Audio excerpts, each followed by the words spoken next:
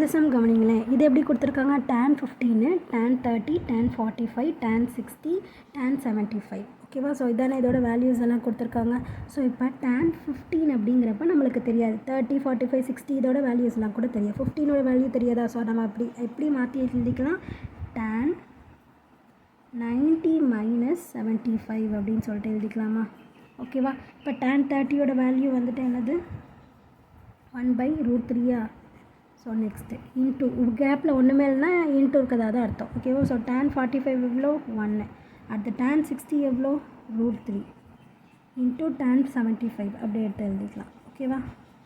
So அப்போ இந்த tan 90 minus theta டேனை வந்துட்டு என்னவா மாறும்? காட்டாக மாறுமா? ஸோ அப்போ cot 75 டிகிரி இன்ட்டு √3 கேன்சல் பண்ணிடலாமா? இது எல்லாத்தையும் மல்டிப்ளை பண்ணால் 1 தான் வரும். So cot 75 into tan 75 degree. ஓகேவா? ஸோ காட்டை நம்ம எப்படி எழுதலாம்? காட்டோட ரெசிப்ரோக்கல் என்ன? tan. ஆல்ரெடி சொல்லியிருக்கேன். டேனோட ரெசிப்ரோக்கல் காட்.